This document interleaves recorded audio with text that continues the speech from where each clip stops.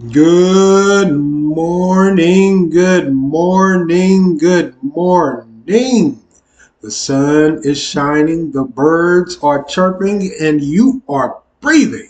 Today is Wednesday, July the 3rd, 2024, and I would like to welcome you all to This is Just a Thought with Stephen Gay. Hope everyone is enjoying their Wednesday or will enjoy their Wednesday. Hey, midweek swing. We have made it almost there. Don't give up yet. Hey, if anything, you got to look forward to the weekend, especially if you're off. If you're like me, you probably have to. I have to work one day out of the weekend, so that's a plus. But hey, it's still the middle of the week. I'm almost to the end of the work week, and it feels good. Today's word of the day: prowess, which means a great ability or skill. Prowess. Hey, before I go any further, let me ask you guys to do me a huge favor. Hit that like and subscribe button along with that bell icon so you can get notified when I drop these podcasts. Keep you in the loop. As always, there's a lot of interesting topics we will be discussing. There is a lot of interesting topics we will be discussing. I would hate for you guys to miss out on it.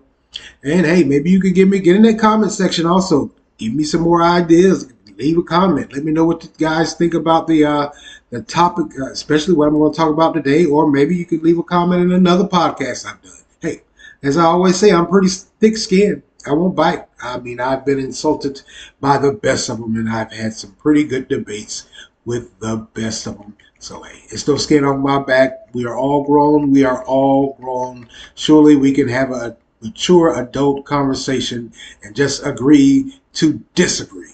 That's all it is. That's all it is. So hit that like and subscribe button along with that bell icon so you guys get notified. Hate for you guys to miss out. Hate for you guys to miss out. All right, let's move along here. Man, the heat is back. Or is coming back, I should say. Because today's going to be just like Tuesday and Monday in the upper 80s and 90s. We might get a real feel close to 100. But tomorrow, the 4th of July, I hope everyone has a wonderful 4th of July, by the way. But tomorrow, the 4th of July, 100 degrees flat out with a real feel of 105, if not more. And of course, that 105 is going to roll into the weekend and continue for the rest of next week. The heat is here. It ain't going. Man, I got to say, though, this last few days of this upper 80s and 90s, man, it felt so good. If you were listening to the earlier podcast, I told you guys Sunday we were expecting some rain. Sunday night it came in, thundering and rain and downpours. Very relaxing, great night to sleep. I slept like a little big baby. I did. Woke up, got myself together, getting ready for work, stepped outside and was like, oh my Lord, sweet baby Jesus. It was so mellow. But looks like that this is going to be short-lived because after today, I mean, it's going to be a little warmer today, but tomorrow it's a wrap. The heat is back, and it ain't going nowhere no time soon. So that was a little teaser. That may be what's in store for us later on, around September or October, maybe, because this is July, and we have to get through August also. Sorry, folks. This is the summer in the South. This is the summer in the South. It just is. If you're not from the South, well, I can't even say if you're not from the South because, hey, this heat wave is going on throughout the country, top to bottom, coast to coast. Just is. So, I mean, hey, everybody's feeling it this year. This might be another historic summer, heat-wise, weather-wise, and temperature-wise. You know, last year they were saying that was one of the hottest summers in recorded history since they started keeping records. Looks like this year is going to be the same. Like I said, we got these 3 days of these mild temperatures may have spoiled us a little bit, but don't you fret none. It ain't gone. It ain't gone. It's here. It is here. It is here.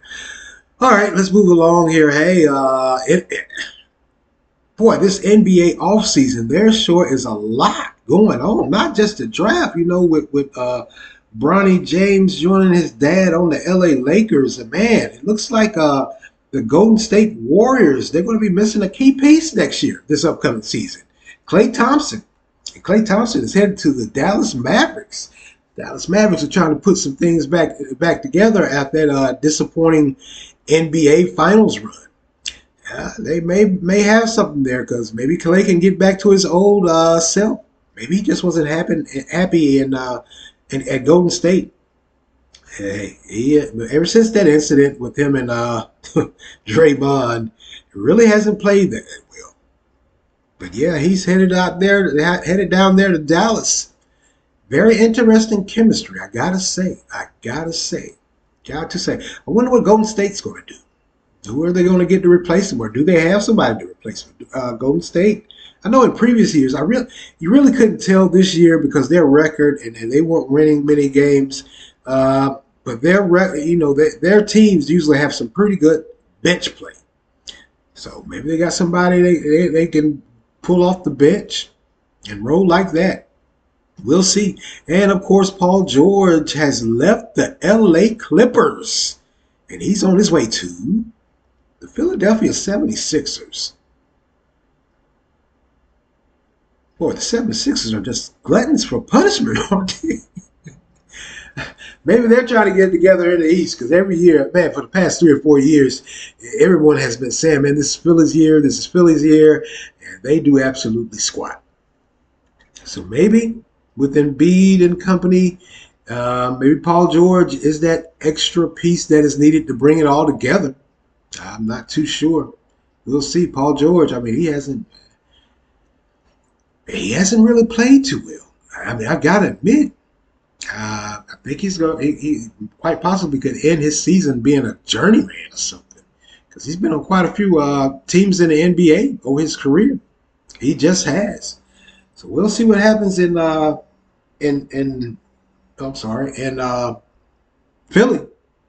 And hey, it looks like also keeping up with that Lakers news. The Los Angeles Lakers have signed star free agent LeBron James to a multi-million-dollar 2-year deal, along with his son.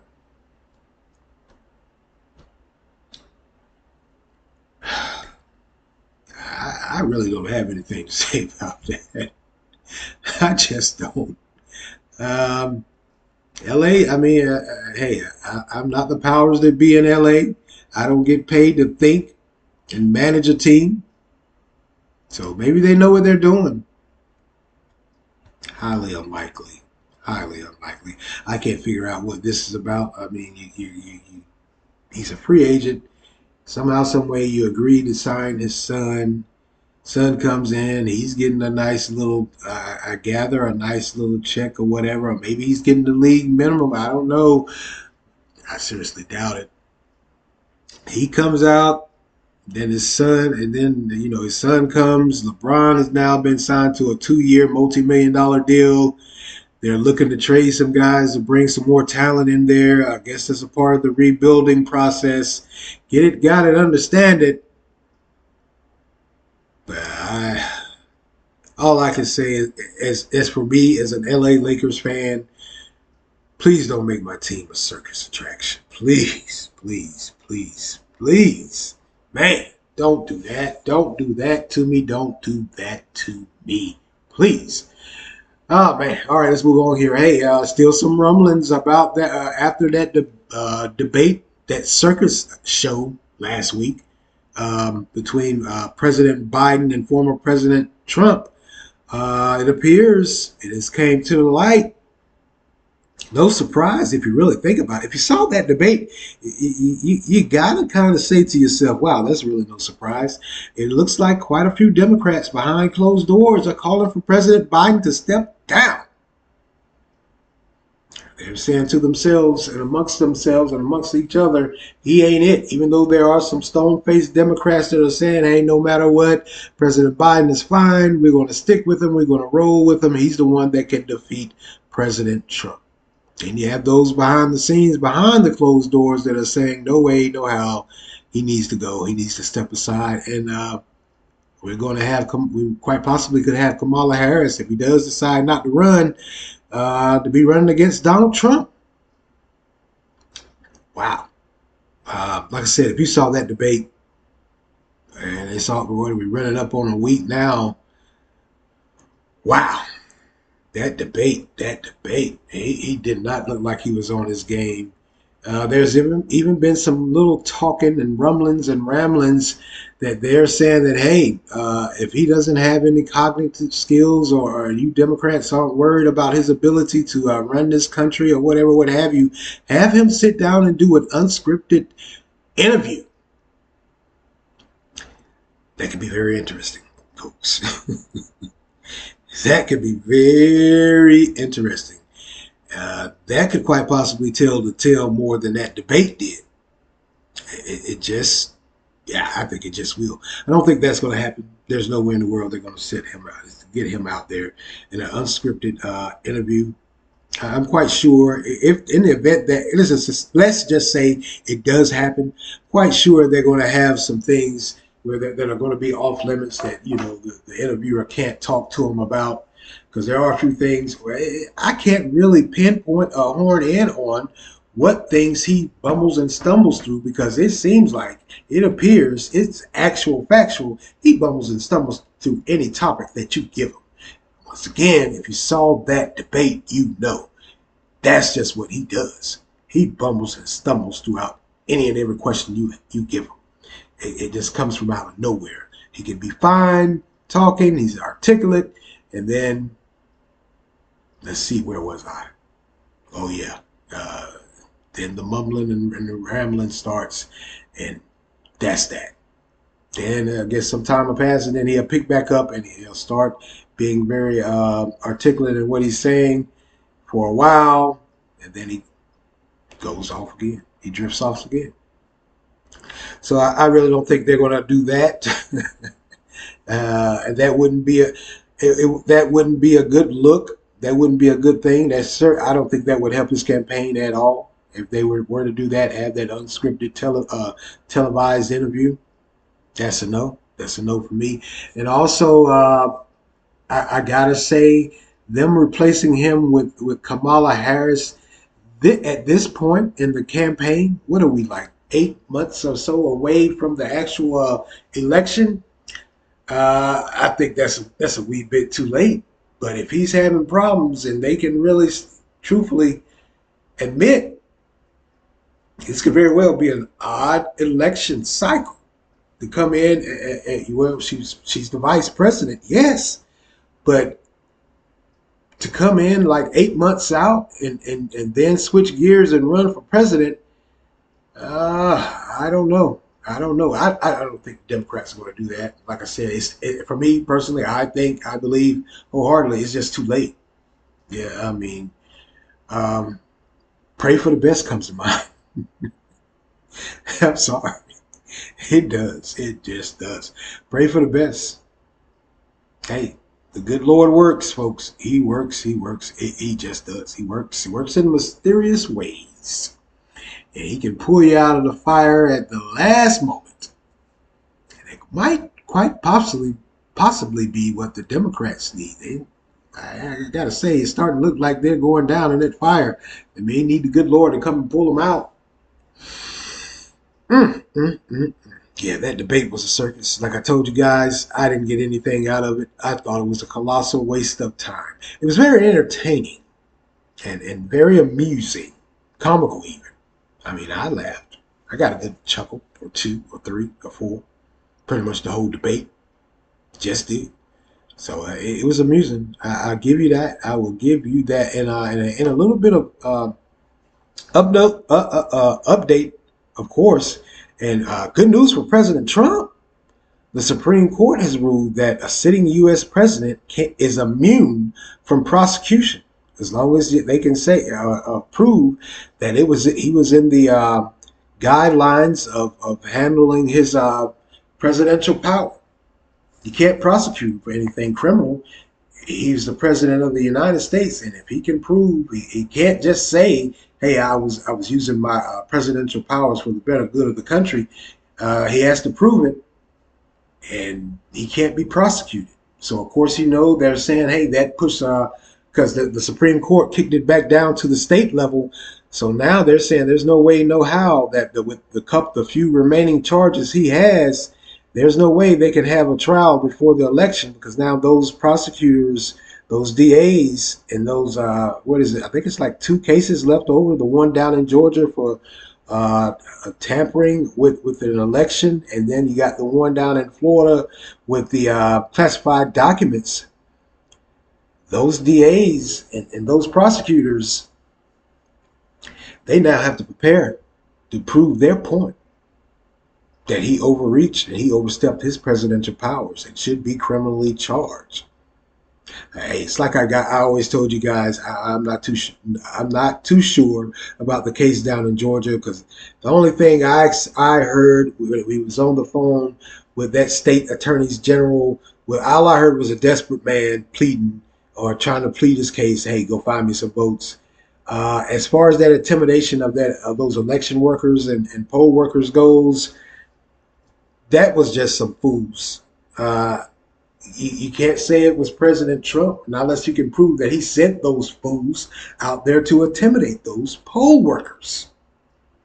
I don't think he's going to be able to prove that. So I don't know. I don't know how he's criminally liable for that.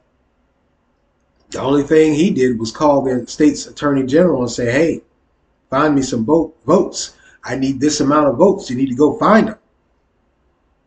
Even though that state's attorney general, if you heard that phone call, was like, "Mr. President, you lost. You pretty much lost. You didn't pretty much lose. You just lost. There's no way. There's no votes to be found." Maybe they're saying like the January 6th insurrection, he he urged strongly those that went around intimidating those poll workers, showing up at the polls or showing up at their house or their job, calling them, threatening them. Maybe they can prove that he was behind that. We'll see. The only case for me that this is of extreme importance, that I truthfully and honestly want to know what the hell he was thinking or what he was actually doing with all of those classified documents down there in Florida. Um, that's the only case that I got to be honest with you, that I feel truthfully needs to be strongly looked into. It needs to be prosecuted. I don't know why you, as a former sitting U.S. president, would need top secret classified documentations in your bathroom, in boxes, or in your garage. But I'm sure you guys will figure it out and tell us regular American citizens, or whatever you guys figure out, or whatever the spin his prosecution team is going to use. That's a no for me. Yeah, there's no way in the world you need those documents. It wasn't just a few documents. It wasn't. It's multiple, however many times over you want to say. There was no need for you to have that in your personal possession, in your home. We got people walking through. No, that's a no for me. That is a no for me. Wow. All right, let's move along here, man. Hey, also looks like, man, it's happened again. It has happened again. Problems in the sky. An international flight from Spain to Uruguay had to be diverted to Brazil Monday because of severe turbulence. It left multiple passengers injured, but it really left 4 passengers. They're in intensive care with fractured skulls and neck injuries. Wow. It appears that turbulence and people bouncing around like that, what happened was that now they're saying there's 2 passengers that were stuck in the ceiling or overhead compartment of the plane. You heard me right. Head first, feet dangling. If you've seen the video footage, you know. They were dangling from the ceiling, literally and figuratively. It was one adult and one child. The mother gave an interview, and I got to say, it's very reminiscent of that which happened earlier this year with that flight flying over the Americas, where that door flew off because it lacked the bolts that were needed to keep it attached. And then mother telling the tale of her son having his shirt ripped off and her having to hold on to him so he wouldn't get sucked out of the plane. But this lady says that when that turbulence started, I believe the child was 2 years old, if I'm not mistaken. So when that turbulence started, it ended, and they were looking for their son. They were looking on the floor. They couldn't find him, and the passengers pointed up, and there was a child hanging from the ceiling, head first. Wow. Just wow. Man, I don't know what's going on with these planes and this turbulence. But one thing they said that they were going to quite possibly they're looking into and they're really considering as far because the incidences of turbulence has been happening few and far between. They're going to quite possibly looking at opening up some those restricted airspaces. I'm not too sure what that's going to do. As far as I've always known and realized, turbulence, there's really nothing you can do. It can happen at any given moment. A lot of times it happens with no signs until you're actually in the turbulence, and then you realize what in the world is going on. So I don't know what they plan on doing or what they're thinking about doing. I have no idea. I can't give you a definitive answer. But so far, it looks like one of the things they're strongly considering is to open up the restricted airspace. Maybe there's no turbulence in the restricted airspace. I don't know. Could be, quite possibly. Who's to say? Maybe they know something we don't know. Maybe they know something we do not know. But either way, keep those folks in prayer down in South America and Brazil. Because I can rest assured, I know that was a very scary thing to be going through. If you've seen that video of them pulling, the one video I saw, they were pulling the adult from the compartment, the overhead compartment or the ceiling of the plane, and he was literally, his feet were literally just hanging. And then they pulled him out. Never seen anything like that in all of my life on this earth. So what is going on with, you got near misses on the tarmac for many planes. You got turbulence. You got parts falling off. You're understaffed as far as air traffic controllers. A lot of the airlines are understaffed as far as the crew and the stewardesses and whatever. The airline industry, ever since COVID, has just been getting slammed. Once again, like I always say, COVID did expose a lot, and it exposed a lot. It exposed a lot with the airline industry, and of course, number one for me, their maintenance. It exposed a lot for the actual FDA with whatever they are, with them not having enough air traffic controllers. And it also exposed the fact that it appears, like I said, the maintenance and the air traffic controllers and now the turbulence and weather, you got to say to yourself, maybe these planes aren't suited to be up in the air. I wonder when that's coming, because that's got to come. I mean, if you got parts flying off mid-flight, you don't have a good flight crew, you're understaffed, your air traffic controllers are new or are being trained or in the process of training. They're having near misses on the tarmac in the sky. You got to take a long look at this airline industry here, folks. And there's going to have to be some changes made. Although I'm not, like I said, I'm not too sure about this turbulence thing. That's just nature. What are you going to do? I mean, everyone knows when you fly, there's a strong possibility you're going to run into some turbulence. I can remember my first time flying at 19 on my way down to Recruit Training Command, Orlando, Florida. Hit some turbulence. I had never been on a plane a day in my life. And there was already some apprehension about getting on a plane. And when we heard that hit that turbulence, which they called mild turbulence, for a first timer like me, it didn't appear to be mild. It just didn't. But surprisingly enough, I didn't freak out. I mean, there were people on the plane yelling and screaming and moaning, but I remained calm. I ain't no old Tuffy Puffy. I probably was more or less freaked out. I got to be honest with you, because 19 years old, and I had never been on an airplane before a day in my life, not even to tour one. Yeah, I probably freaked out. Just didn't scream. Just didn't scream like the others. That's all that is. All right, let's go get it. Man, we're going to talk about a subject. I read an article, and I'm reading this article, and I'm thinking to myself, what the hell? That was my reaction. Why, what in the hell? I couldn't believe it when I was reading. I just couldn't. Then again, I thought about it. I said, well, I can. Yeah, I see that. It has happened and does happen. It continues to happen. So I can see it. One of the leading causes of death in the United States is, of course, kidney disease.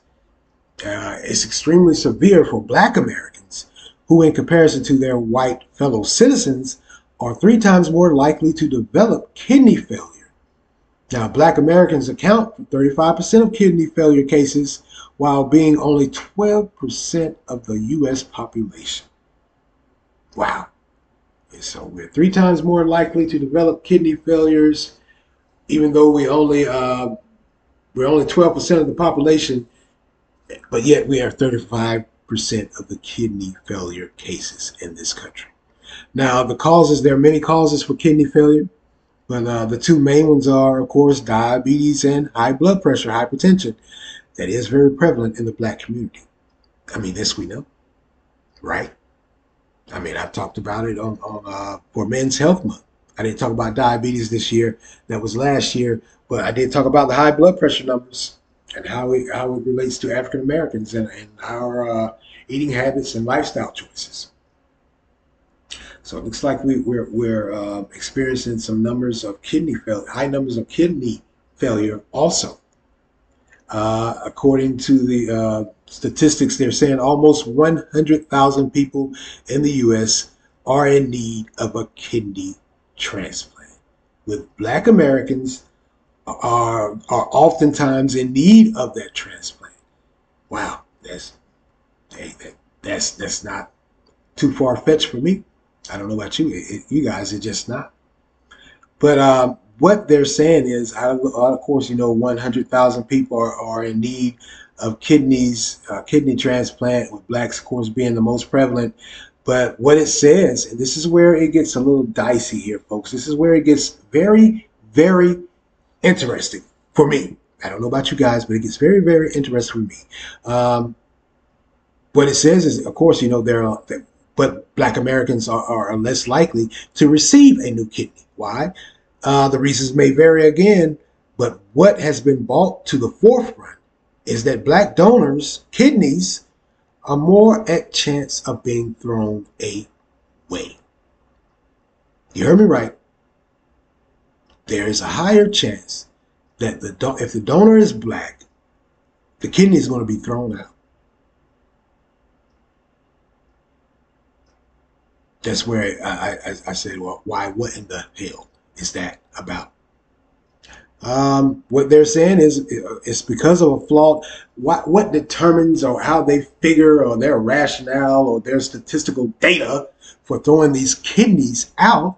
What they're saying is it's because now many are sounding the alarm. But what they're saying is it's because of a flawed system that is used by the U.S. organ transplantation system that uses kidney donor profile index, a kidney donor profile index. And you can pretty much guess what's coming. I mean, I pretty much laid the foundation for you already. If it's a Black donor, they're going to throw it out. And what they're saying is that they base this kidney donor profile index on an algorithm. with 10 factors, but I'm only going to give you a few. Of those 10 factors, they say the donor's age. Okay. Height, yeah, oh, this is fine. Weight, history of hypertension, yeah, yeah. Diabetes, yeah. I can see that. And race. Race has always played a contributing factor in the medical field. It just has. It always has. It's always there. I honestly think, truthfully, honestly, it's not going anywhere. Uh, as far as what I believe or what I think with race and medicine, it's not scientific. It's more or less based on some social theory or belief that has trickled down through the years from generation to generation. Because what you're saying to me is that because these donors are black, that they're already, the kidney's no good. So you throw it out. You throw it out for the most contributing factor or factors is hypertension and diabetes, which I get, I totally understand. You get no quarrels from me. However, based on their statistical data and analysis and this kidney donor index, what they said is they have determined and discovered, and they strongly believe that black donors' kidneys can stop working. Citing research, they found that a donor from other races, a white race or whatever, or Hispanic or whatever, it lasts longer and will continue to operate and function as opposed to those from black donors who usually, when they get the kidney, the transplant is finalized, that kidney stops working sometimes shortly thereafter. Like I said, this practice, it's not new in medicine. It has long played, race has long been a key factor in medical practice, and not only practice, but research is always also. Even that research is flawed for me because, like I said, that research isn't based off science. It's usually based off social statistical numbers that you have gathered. Because when you really think about it and sit down and analyze, it's the science doesn't match up with what you consider a race factor. That race is not contributing. Implementing someone's race in a determination if their organs are valid or not is not science to me. I don't know, it may be to you guys. Maybe you guys have accepted that fact, that theory, and you believe it wholeheartedly. But it's not science to me. You haven't done any research. All you did was gather some statistical data from race theory. You haven't done the science. You haven't done the experimentation, which is the basis, is what you're supposed to do as a doctor, or what you're supposed to believe. You're supposed to gather all your data and statistical analysis from research. I guess your research, as it relates to us as African Americans or Black Americans, it stops at social data. That's what it appears. It appears to me. I guess I did say it right. Fear. I guess it is. I mean, it just is. Now, if you're going to say to me, well, race is a part of the science of this, and there's nothing wrong with it. Well, with the accepted assumption that black people as a whole, their blood, their organs, or whatever, what have you, are inferior and flawed because of their race and other factors, your health, your two major contributing factors of diabetes and hypertension, that's science. That's medical research to me. So what if you have someone who is white that has hypertension and diabetes? Are you saying that organ, that kidney is unusable too? Haven't found anything on that. And also, if you're saying that if you're under the belief that blacks in Black Americans, their organs are inferior or in flaw, or the system is not flawed, it's actual factual. How much of it have you looked at the genetic side of it?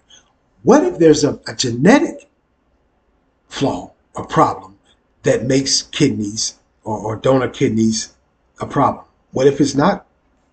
What if that person doesn't have hypertension or diabetes?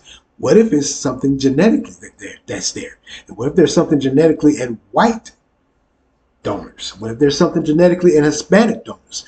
What if there's something genetic in Asian donors? What if there's something genetic in Middle Eastern donors? What is the genetic side of this? Like I said, you're not telling me nothing if you're going to base it off of race. Sounds like you're going back to the old antiquated system that was used centuries ago as it relates to blacks and medicine. We all know the story of Henrietta Lacks. We all know the story of the Tuskegee experiment. And now we hear this with a kidney problem in the black community, and you're just throwing kidneys away, or you're disqualifying because of their race. How can you not see and understand the distrust of African Americans or Black Americans, whatever term you want to use, as it relates to the medical profession? Like I said, during Men's Health Month, I scream and holler. I get those routine doctor's visits, get those screenings. There you go. This should explain to you why there's an extreme hesitancy. Why black folks are hesitant to go to the doctor like that, because many times they're passed over and ignored. There's also some data out that as it relates to black women and their pregnancy and postpartum problems with their pregnancy. When they go to the doctor, they tell the doctors, hey, I'm having this problem, that problem, or whatever. They're completely ignored, and it's really an extreme medical condition. A lot of them end up dying. That's why there's great hesitancy in going to the doctors for us as African Americans, because oftentimes we disregard it and just totally blew off because of race. No scientific data. It's solely based on race. So I asked the question, what if there's something genetically that makes a kidney or any organ from another race unusable? Have they taken that into account? Chances are they haven't. This is a very old and antiquated way of looking at African Americans in medicine, as far as detailing and putting it all on race and saying, hey, race, it's because of their race that these organs are unusable.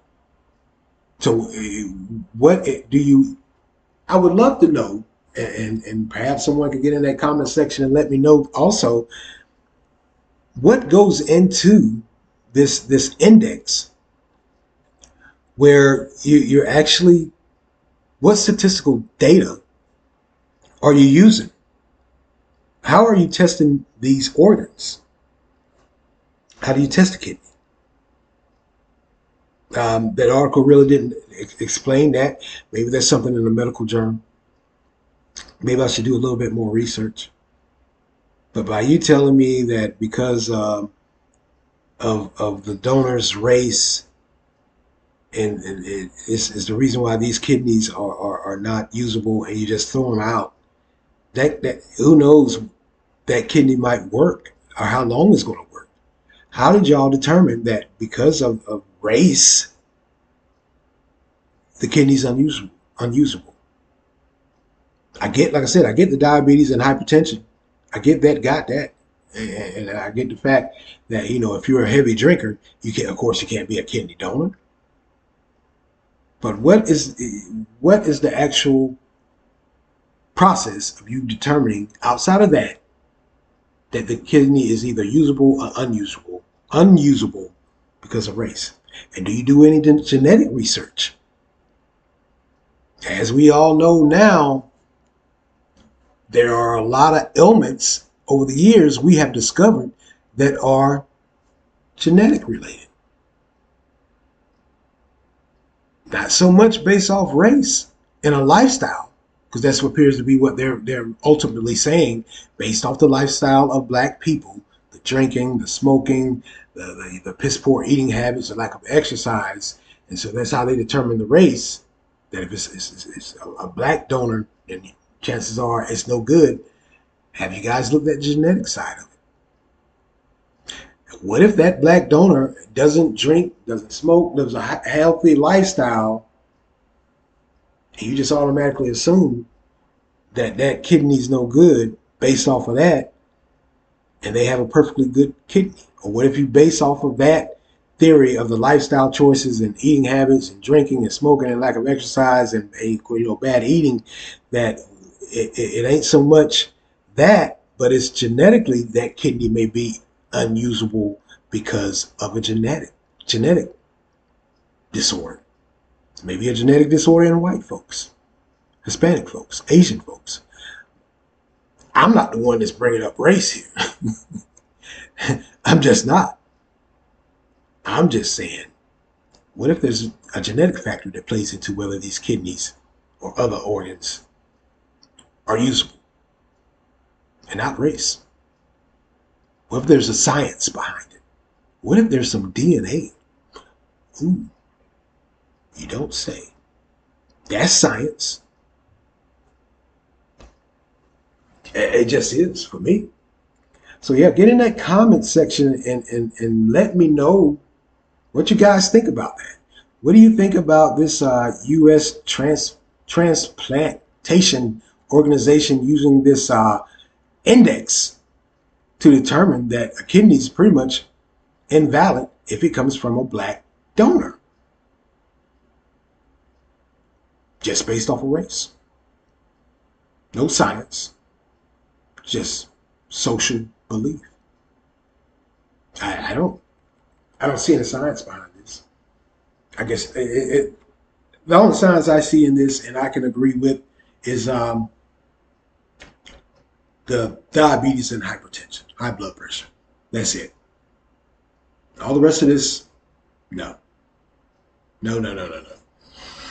I see a very old, antiquated system that has been used, old antiquated belief that has been used, and reused over and over again. And it appears to be in 2024, unlike the Henrietta Lacks and the Tuskegee experiment from decades ago, when we all know, and unlike that from the African slave trade, how those slaves were treated and viewed, and the physical examinations that went on with that,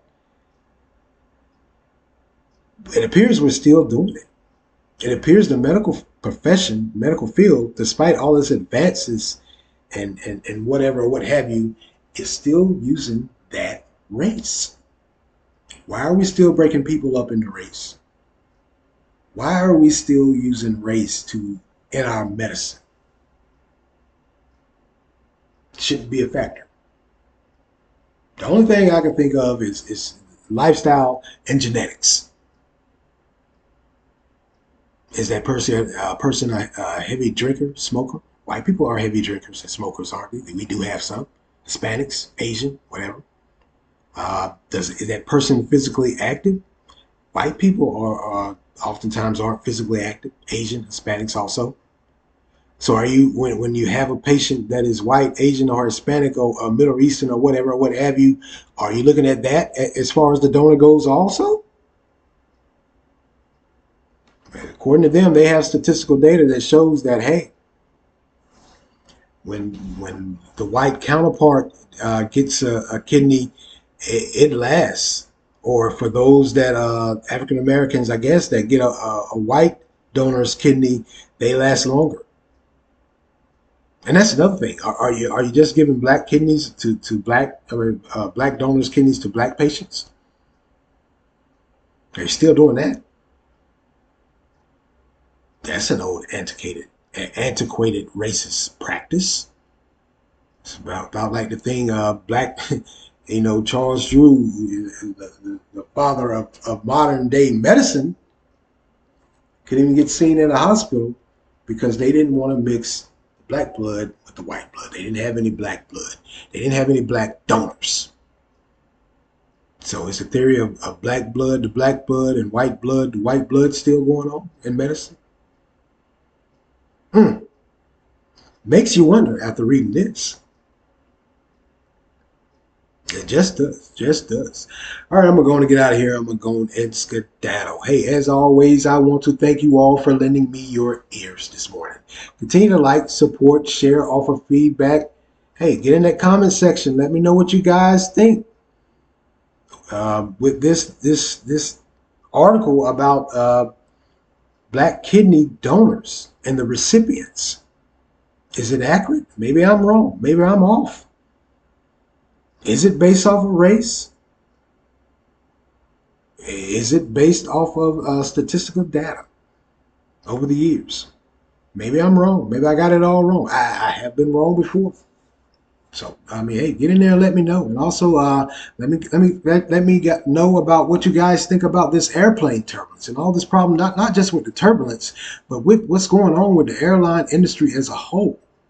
Man, it seems like I used to say every other week or every month, but it seems like every other day we're hearing horror tales about what is going on with these aeroplanes.